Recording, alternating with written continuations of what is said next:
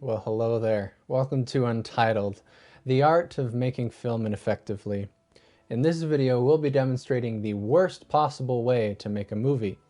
Now, you might be wondering, why learn the wrong way to make a film? And the answer is simple. People learn well from learning from the mistakes of others. Today, we'll be covering the pre-production process. You know, the one that every film student wants to skip. We start our journey as an idea. Now, this can be difficult to do sometimes, but to illustrate this, I tried to think of a studio that couldn't come up with an original idea for the last decade. Couldn't think of any. So I'm just going to randomly use Disney as an example. Their solution to this problem is rather simple. All they do is literally and figuratively reanimate the corpses and husks of their old movies and turn them into new animation with real-world graphics and fancy computer generation, and then call it live action. Simple, right? So let's see here. All you have to do is be an anti-Semitic, bad-tempered, wife-neglecting corporate executive unliked by your spouse, father, brother, and your employees, and then build a media empire built upon a foundation of plagiarism, racial stereotyping, sexism, and exploitations of thousands of underpaid workers. So if you don't have something along those lines, you might have to come up with ideas the old-fashioned way. Many new directors come to me and say, Geoffrey, how do I become more creative? Is there a secret to your success?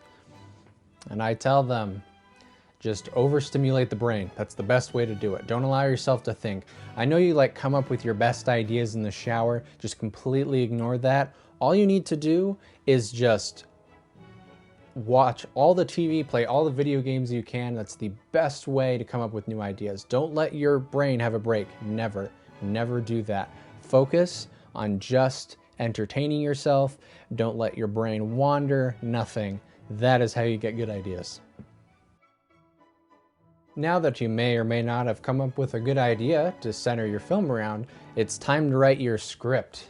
There are lots of options to choose from. First, there's Celtics, a website where you can collaborate with other people on a single script. After you've dodged all of their demands for payment and finally access the free version they so desperately try to hide from everyone, you're well on your way to a fully fleshed out script. Or maybe you're like me and Celtics completely glitches, screwing up your format of your entire script, so you have to retype the entire thing 2 hours before the assignment's due because you just wanted to make a few tiny adjustments right before turning it in. Or maybe not. Maybe you'll be fine. Maybe. Next, there's a program called Trelby, which I can't help but feel like it was used by that one girl you knew in middle school. You know, the one who was obsessed with Warriors books and would hiss at you like a cat for no reason? Yeah, I feel like it was used by someone like that a lot. I don't know why. Or you could just use Microsoft Word with the script template plugin that I used for this video. Next is storyboarding. Storyboarding is one of those things that can be kind of difficult to pin down. Now, you want to make storyboarding as horrible and lengthy as possible, so my advice would be don't use this free program called Storyboarder.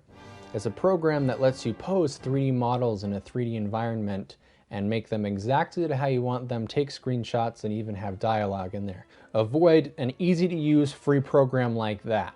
Make sure you stick with drawing it by hand, especially if you're like me and have the handwriting and drawing skills of an inbred chimpanzee from Alabama. That is, unless you do have really good handwriting and drawing skills, in which case you're kind of doomed to have really good storyboarding. I'm sorry. Maybe draw with your left hand. Now you're ready to move on to finding the right people to bring your characters to life on the big screen. You're going to need to find some talent. You're also going to need to find actors. And when you do find them, make sure you treat them like I treat my ex-wife Karen. And by that I mean Don't communicate with them, always leave things to the last minute, and never, ever, ever agree to any sort of legal contracts with them. What are they gonna do? Sue you? What? Hold on. I gotta make a phone call. It may surprise you to hear this, but many actors will agree to do your film, but then drop off at the last minute. So make sure you have backup actors. Or don't. It's not like the actor who agreed to play the main character for your short film is gonna bail on the entire project 45 minutes before your first shoot. That'll never happen.